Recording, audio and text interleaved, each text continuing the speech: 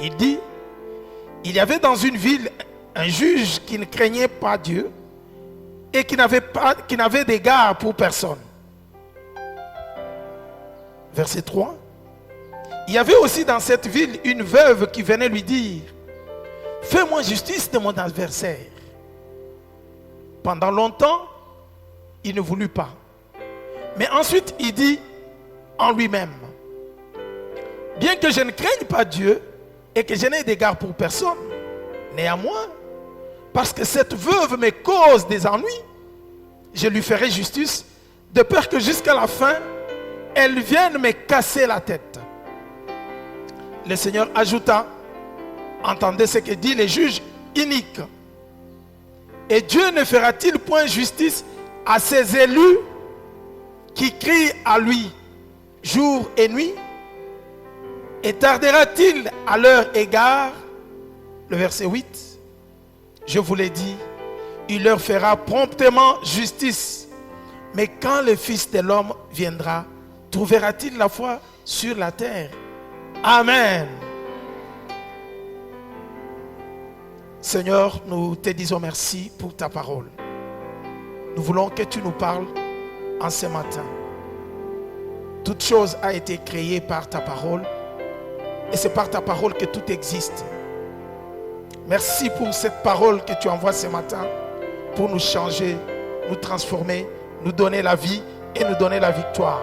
Nous te disons merci puisque le Saint-Esprit agit par cette parole pour nous donner la victoire au nom de Jésus.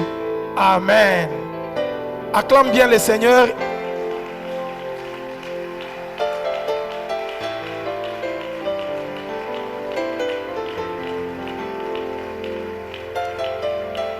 Je vous prie de vous asseoir. Bien-aimés, j'aime bien quand Luc commence à écrire l'évangile. En lisant l'évangile selon Luc, je constate que cet historien, même si on l'appelle médecin, mais c'est un très bon historien.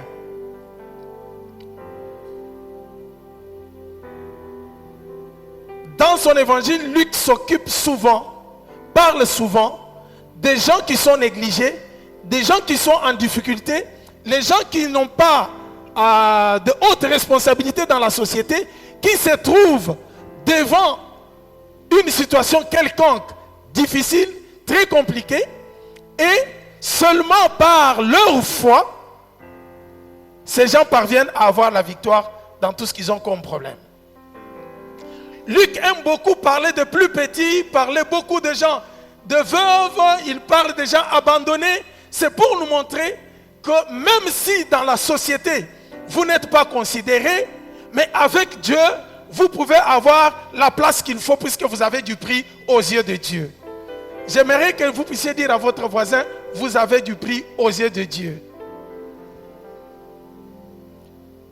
Le Seigneur est celui qui nous appelle, le Seigneur est celui qui nous connaît, le Seigneur est celui qui connaît notre valeur mieux que quiconque. Mieux que quiconque. Les gens de ce monde peuvent nous regarder, chacun regarde quelqu'un avec l'image qu'il a derrière sa tête. Peut-être par rapport à ce qu'il avait entendu cet homme parler, peut-être par rapport à ce qu'il a entendu les autres parler de cet homme, mais quand Dieu vous regarde, il connaît la valeur qu'il a mis en vous, il connaît ce qu'il a mis en vous pour que vous puissiez impacter le monde, pour que vous puissiez changer et transformer le monde. Quand Dieu vous regarde, il vous regarde avec amour, il se souvient de la mission qu'il vous a confiée. C'est pourquoi il pouvait appeler Gédéon vaillant héros. Avant même que Gédéon ne soit victorieux ou vainqueur de ses ennemis, Dieu l'appelait déjà vaillant héros, puisqu'il savait qui était Gédéon, quelle est la mission qu'il avait confiée à Gédéon. Pendant que le monde te regarde, laisse-moi te dire que Dieu te regarde d'une façon autre que le monde te regarde. Personne ne te connaît encore très bien, il n'y a que Dieu qui te connaît, puisque c'est lui qui t'a confié la mission. C'est pourquoi je te dis, toi-même tu ne te connais pas mieux que le Seigneur. Ne t'inquiète pas trop, fais confiance à Dieu. Amen. J'aimerais revenir sur le thème d'aujourd'hui, le pouvoir de la parole. Bien-aimés, vous savez, la sagesse de Dieu, c'est de cacher les choses. Il n'y a que les gens qui sont sages qui peuvent comprendre et qui peuvent voir, qui peuvent mieux comprendre la sagesse de Dieu. Qu'est-ce que je veux dire par là? Dieu sait cacher les choses que les gens cherchent, les grandes choses, dans de simples et petites choses, de façon que si vous regardez avec les yeux comme ça, en tant qu'être humain, vous pouvez minimiser, ne pas comprendre la richesse qui est cachée dans ce que tu es en train de négliger. Je vais illustrer ça par un exemple. Regardez quand vous avez une graine.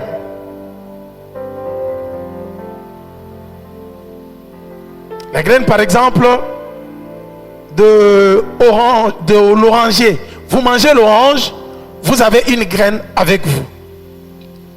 La sagesse de Dieu, c'est que il sait prendre tout un arbre, les cacher dans cette petite graine, de façon que quand vous vous promenez avec la graine, vous ne pouvez pas voir que dans cette graine, il se cache tout un arbre, les troncs, les racines, le feuillage et les fruits, beaucoup de fruits, plus que ce que vous voyez.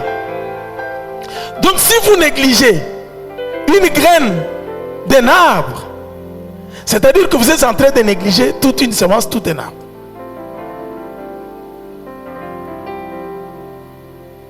Je ne sais pas si je me ferai comprendre très bien, mais je sais que par le Saint-Esprit vous allez me comprendre très bien. La sagesse de Dieu, c'est cacher des grandes choses, enfermer des grandes choses dans des choses que les gens trouvent simples et dérisoires. Il n'y a que les gens qui ont la sagesse de Dieu qui peuvent comprendre que dans cette petite chose, qui peuvent découvrir que dans cette petite chose, il y a toute une richesse.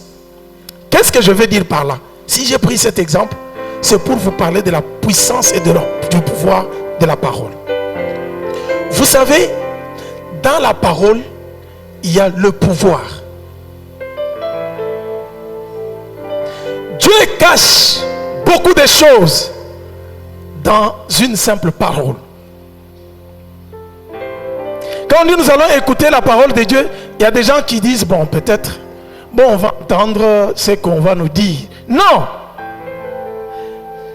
La sagesse de Dieu fait que dans cette petite parole, Dieu cache la solution à tout ce que vous avez comme problème. Dans cette petite parole, Dieu cache la bénédiction. C'est dans cette parole qui se trouve par exemple tout ce que vous pouvez voir, les voitures, les maisons, la vie, les enfants, tout ce que nous pouvons chercher dans ce monde sont cachés dans la petite parole. Alléluia. C'est pourquoi quand on vous parle de la parole, il faut aimer la parole. Il faut chercher à comprendre la parole.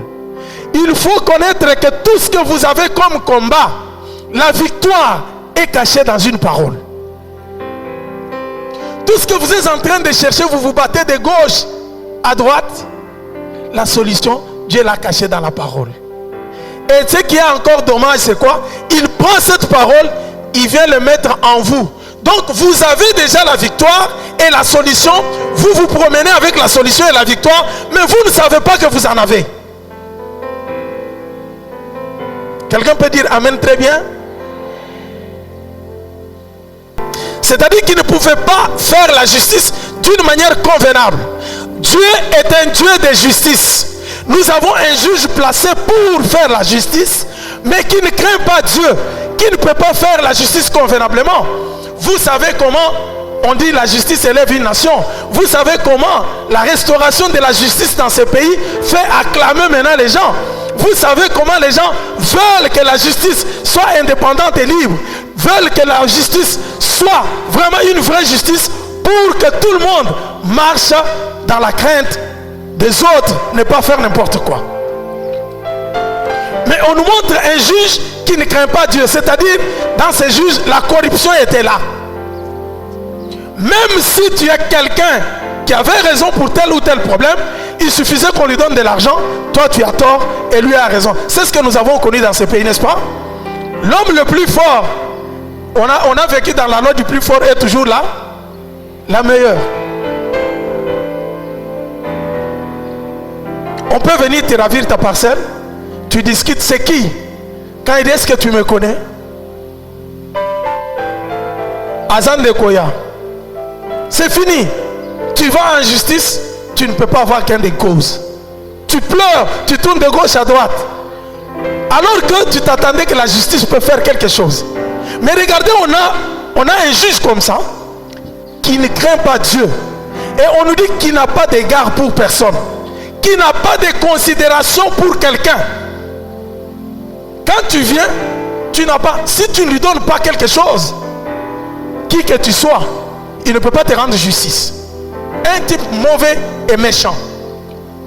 Maintenant, il nous montre qu'il y a une femme qui n'a pas de moyens, qui ne peut pas donner de l'argent à cet homme. Et la femme s'approche auprès du juge pour lui dire, fais-moi justice. La femme réclame quoi? Dites avec moi, la femme réclame quoi? La justice. Et on nous dit que le juge est un juge qui ne craint pas Dieu. Dieu est un Dieu de justice. Cette femme qui n'avait pas de moyens, cette femme qui n'avait pas quelqu'un, qui n'avait pas d'argent, qui n'avait pas quelqu'un qui pouvait intervenir pour elle, mais elle partait chaque fois auprès des juges. Fais-moi justice. Fais-moi justice. Les juges s'attendaient peut-être que la femme va lui donner de l'argent. Il dit, bon madame, écoute, vous savez quand vous allez en justice avec le problème, vous savez quand est-ce que vous commencez, mais vous ne savez pas quand est-ce que ça va finir. Vous allez marcher, marcher, marcher, marcher. On vous dit le dossier est allé à tel endroit, le dossier est allé à tel endroit. Ici, le monsieur fait marcher la veuve, croyant peut-être qu'elle finira par lui donner de l'argent. Il dit, la femme arrive, maître, fais-moi justice de ma partie adverse. Il dit, bon madame, comme il n'avait d'égard pour personne, qu'est-ce qu'il y a? Je pense, il pose la question, qui es-tu? Je suis une femme veuve et tout ça, tout ça. Bon, rentre, on verra ton problème après. Ton problème, le mois prochain. Il faut voir ceux qui peuvent d'abord me donner quelque chose. La femme s'en va. Comme elle n'avait pas d'argent, au moment du rendez-vous, elle revient encore. Quand le monsieur vient entrer au bureau, il trouve la dame assise. Fais-moi justice de ma partie adverse. Fais-moi justice. Le monsieur dit, mais madame, bon tu vas, puisque ton procès à toi est renvoyé pour le mois prochain, tu vas venir à telle date. La dame rentre. À la date précise, elle se retrouve encore devant le bureau du juge. Quand le monsieur arrive pour entrer, il trouve la dame. Fais-moi justice de ma partie adverse. Finalement, le juge dit, même si je ne crains pas Dieu, cette femme m'a tellement acculé. Chaque fois, elle est toujours là. Chaque fois, elle est toujours là. Si je ne veux pas résoudre ces problèmes, elle ne va pas me laisser tranquille. Pour qu'elle me laisse tranquille, il serait mieux que je puisse vraiment lui faire justice. Qu'elle s'en aille. Parce que j'en ai marre. À chaque fois, elle est toujours devant le bureau. À chaque fois, elle est toujours. Quand je veux causer avec mes clients, elle arrive. Quand je veux parler avec les gens, elle est là toujours en train, avec sa parole. Fais-moi justice. Fais-moi justice. Fais-moi justice. Et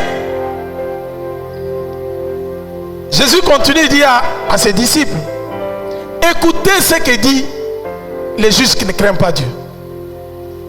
Il dit que malgré que je ne crains pas Dieu, puisque cette femme m'a beaucoup ennuyé, m'a beaucoup importuné, je préfère lui faire justice pour rester calme. Et puis il pose la question à ses disciples. Si les juges mauvais, méchants, qui ne craignent pas Dieu, peuvent finir par donner, par faire la justice à cette dame, mais à combien plus forte raison votre Dieu? Il dit, est-ce que Dieu ne fera-t-il pas justice à ses élus? J'aime bien ce mot. Ses élus. C'est qualificatif qu'on donne. Élus. Les gens que Dieu lui-même s'est choisis. est-ce que ces gens vont continuer à crier nuit et jour devant Dieu et Dieu reste insensible, il n'écoute pas? Et Jésus répond lui-même, non, il va leur écouter, il va leur rendre justice au moment convenable. Il ne tardera pas. Les élus de Dieu, quand ils crient vers lui, Dieu entend. Alléluia. J'aimerais encourager quelqu'un ce matin. Tu as prié, tu as crié, peut-être que le ciel était fermé. Nous avons un Dieu qui a créé les oreilles, qui sait entendre les prières. Vous savez, Dieu nous étonne. Tu peux prier, prier, voir qu'il n'y a pas de réponse. Tu es fatigué, tu te décourages. Tu laisses le sujet, tu commences à prier pour autre chose. Mais Dieu qui écoute les prières a déjà noté, il a prévu déjà la solution, il attend au moment convenable. Quand toi tu as déjà oublié, un jour tu vois la réponse venir. C'est pourquoi quand vous priez, attendez, écrivez toujours, attendez un jour, Dieu répondra. Quand vous criez, vos paroles ne sortent pas pour rien. Dans cette histoire, on est en train de nous montrer que c'est une parabole. Une parabole.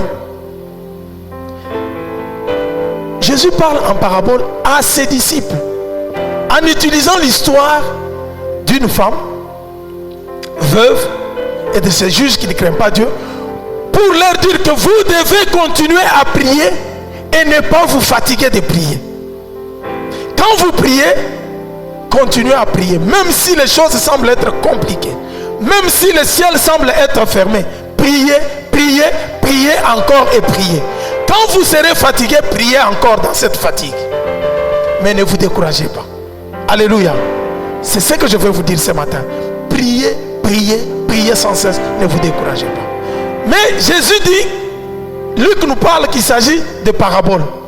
La question que nous devons nous poser, pourquoi Jésus parlait en parabole?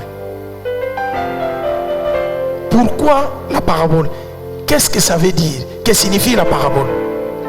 Bien-aimés, à chaque fois que vous prenez la parabole dans la Bible, comprenez très bien qu'il s'agit d'une histoire habillée d'un langage humain que nous pouvons comprendre, des réalités que nous pouvons comprendre pour nous faire passer la leçon d'une manière convenable. Dans le cadre de Jésus, dans ces cas, Jésus parle du royaume des cieux. Parce que la mission de Jésus, c'est de nous faire vivre le royaume, nous faire comprendre le royaume de son Père. Alors pour que nous puissions comprendre les choses du royaume, nous ne pouvons pas les comprendre puisque nous ne sommes jamais passés au royaume. Nous ne sommes pas encore entrés. Nous avons déjà commencé à vivre le royaume des cieux, mais nous ne sommes pas encore totalement arrivés dans le royaume des cieux. C'est compliqué avec Dieu. Nous sommes déjà dans le royaume, mais nous attendons encore vivre pleinement le royaume. Donc nous ne sommes qu'au début. Pour qu'il puisse nous faire comprendre les affaires du royaume, pour faire comprendre à ses disciples les affaires du royaume, il prend le parabole, c'est-à-dire il prend le message, la leçon qu'il veut transmettre, qui se passe dans le royaume. Il utilise le langage commun de la vie commune de ces gens pour frapper leur imagination, pour faire comprendre la leçon qu'il veut donner. Peut-être c'est difficile. Je vais vous montrer, je vais y aller avec un exemple. Imaginez-vous, même s'il y a des gens qui sont déjà arrivés au Maroc, qu'ils fassent comme s'ils ne sont jamais arrivés.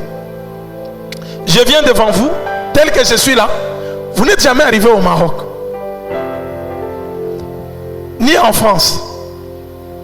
Je commence à vous parler. Quand vous quittez la ville de Rabat, vous prenez le tramway, vous passez le premier arrêt, vous passez le deuxième, vous allez arriver sur la bibliothèque. Ce qu'on appelle la bibliothèque nationale. Quand vous quittez la bibliothèque nationale, vous allez vous diriger vers la cité universitaire. Quelqu'un peut comprendre ce que je suis en train de dire? Vous ne comprendrez pas très bien puisque vous ne voyez pas, vous n'avez pas les images de ce que je suis en train de dire. Chacun va se créer des monstres dans sa tête. Il dit bon, quand on parle de tramway là c'est quoi? Et là, c'est très compliqué. Jésus ne pouvait pas nous faire comprendre le langage du ciel sans toutefois utiliser les images de ce que nous vivons pour que la leçon passe d'une manière convenable. Et c'est comme ça qu'il veut montrer la puissance de ce qui se passe dans les royaumes des cieux avec les réalités terrestres. C'est ainsi que ces gens qui vivaient dans une société où ils savaient que la femme veuve est une femme faible, fragile, qui n'a plus de soutien. Et ils regardent un homme puissant qui est juge, qui tranche tout. Mais au finish, c'est la femme qui vient gagner le procès, puisqu'elle, sans même payer de l'argent, puisqu'elle n'avait que sa parole. Alléluia. Regardez l'importance de ces messages. Jésus, en lisant ces messages, Jésus veut faire comprendre à ses disciples qu'il y a un pouvoir dans la parole. Nous sommes en face d'une femme qui n'a pas de pouvoir, qui n'a pas d'influence dans la société. Une femme qui n'a pas de moyens, socialement négligée, abandonnée de tous, face à un homme puissant qui est là au devant de lui. Mais cette femme, en elle, avait le pouvoir de la parole. Cette femme qui semblait être sans l'argent, mais elle avait plus que l'argent en elle, puisqu'elle avait la parole. Elle arrive, elle a embêté le monsieur, le juge, juste avec la parole. Fais-moi justice, fais-moi justice, fais-moi justice. La femme réclamait la justice auprès d'un type qui était injuste. Mais par la puissance de la parole et par sa persévérance, elle a fini par gagner le gain de cause. Bien-aimé, on peut vous empêcher de prier, on peut vous empêcher de vous promener. On peut être dans le confinement tel qu'on était là. On peut être enfermé partout. Mais on ne peut pas nous fermer la bouche pour crier vers l'Éternel. Les gens ont cru que pendant les moments de confinement, les autres pouvaient même se décourager et dire, bon, on ne part pas à l'église, qui va nous prêcher et qui va faire telle autre chose. En tout cas, moi je suis découragé. S'il y a des gens comme ça, j'aimerais vous dire qu'aujourd'hui, il faut reprendre courage, puisque même si on ferme les portes ici, même si on nous interdit de venir ici nous rassembler, mais nous avons la parole en nous. Alléluia. La parole que nous prononçons a une puissance terrible, a un pouvoir terrible. Je pense que c'est Proverbe 18 qui nous dit: la vie et la mort sont au pouvoir de la langue. Ce n'est pas cette langue. Si ça ne parle pas, il veut parler de la parole que tu prononces de ta bouche. La femme a gagné le procès alors qu'elle était dans des circonstances où elle ne pouvait pas gagner quelque chose. Devant un monsieur qui ne pouvait pas l'écouter, qui n'avait d'égard pour personne. Quelqu'un qui n'a pas de considération pour quelqu'un, qui parvient à donner la victoire à cette dame. Pourquoi? S'il n'avait pas d'argent, mais elle avait la parole. Je vais te dire que tu as le pouvoir en toi. Le monde peut te négliger, mais Dieu a pris la parole, il a mis en toi. Sa puissance se cache dans la parole. Il suffit que tu te mettes à parler, à proclamer, et les choses vont arriver. Alléluia. Au commencement était là-bas Christ, même Jésus que nous avons accepté la parole de Dieu. Si tu as Christ en toi, c'est-à-dire que tu as la parole de Dieu en toi. La parole, les chrétiens ne savent pas utiliser le pouvoir que Dieu leur a donné, puisqu'ils ne savent pas quand parler et quoi parler, quoi dire même. Face à la situation, elle commence à se plaindre. Elle parle à tout le monde au lieu de parler à Dieu. Au lieu de s'élever, prendre le pouvoir, prendre l'autorité que Dieu vous a donnée, parler devant la situation. Tous les combats se gagnent dans les royaumes des cieux par la parole. Dites Amen très bien. Dans le royaume des cieux, la victoire se gagne par la parole. Quelqu'un dira, est-ce que ce que le pasteur dit est vrai? Oui, c'est vrai. Dieu le certifie. Si cette femme a gagné par la parole, nous pouvons aussi voir, elle était dans l'adversité. Dans chaque adversité, dans chaque combat qui vous arrive, la première des choses, vous devez savoir parler. vous devez savoir faire sortir la parole. Mais que dire dans cette parole? C'est avec la parole que Dieu nous a déjà donné la victoire. Les gens disent, bon, peut-être le pasteur est en train d'inventer. Je n'invente pas. Lisons ensemble Apocalypse chapitre 12. Apocalypse chapitre 12. Nous commençons à partir du verset 7 jusqu'au verset 11. La Bible dit, il eut guerre dans le ciel. Michel et ses anges combattirent le dragon. Le dragon combattit lui et ses anges, mais il ne fut pas le plus fort, et il ne se trouva plus de place pour lui. Il ne se trouva plus de place pour eux dans le ciel. Il fut précipité, les grands dragons, les serpents anciens, appelés le diable et Satan, celui qui séduit toute la terre. Il fut précipité sur la terre, et ses anges furent précipités avec lui. Alors,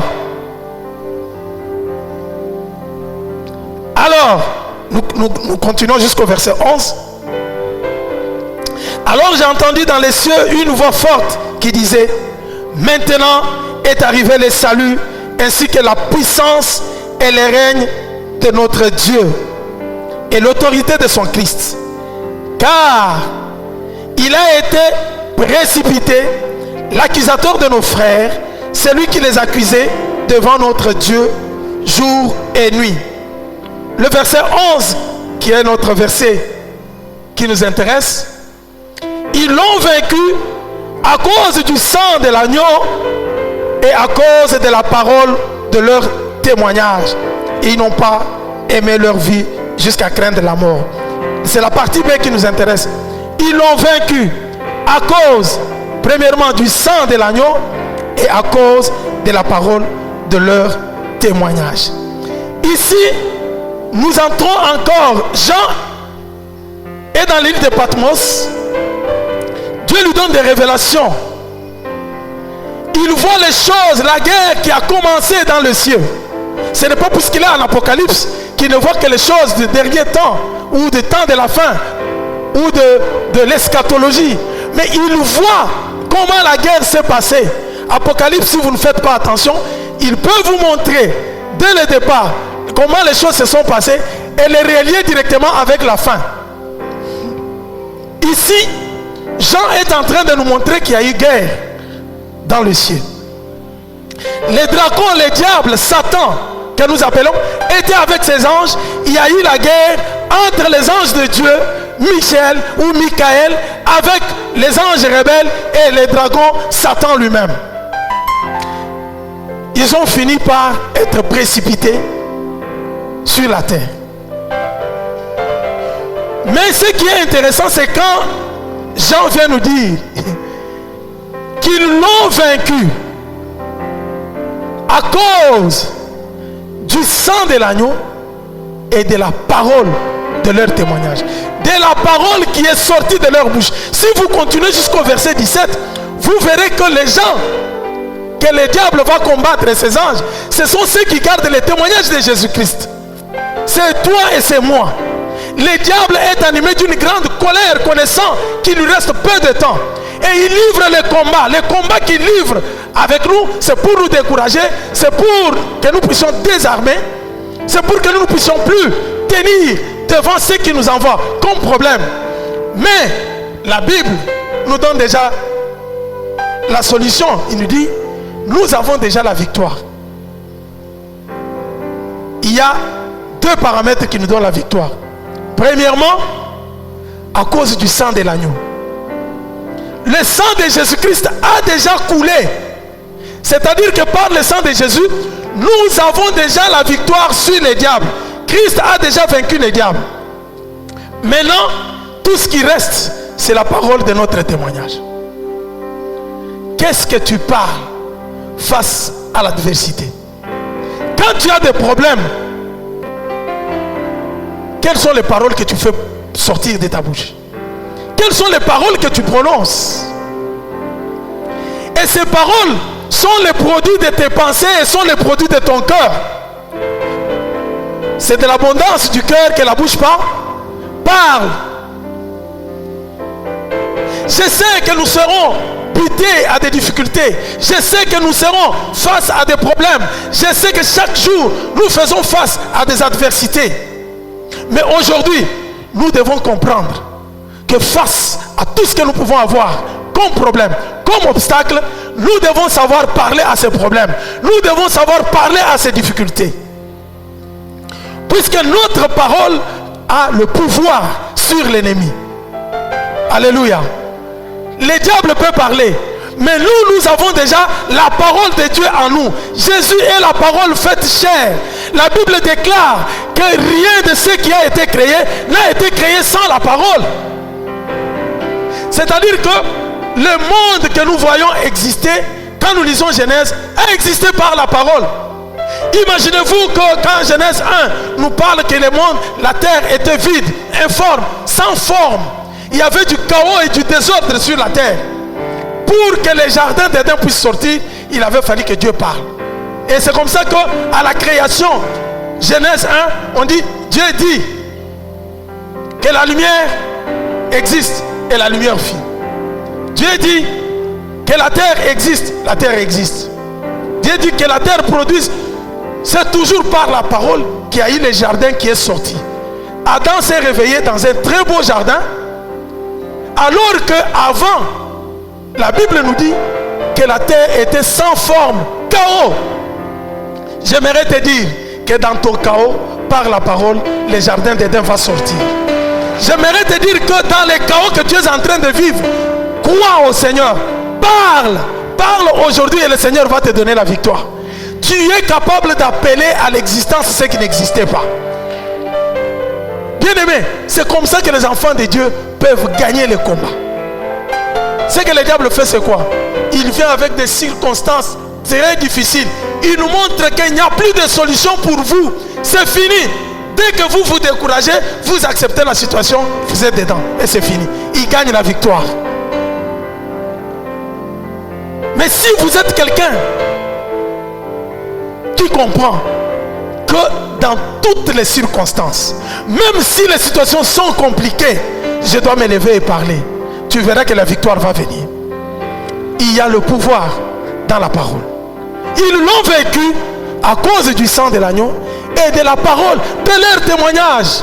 Il faut t'élever et parler. Il faut savoir parler, bien-aimé, devant les situations compliquées.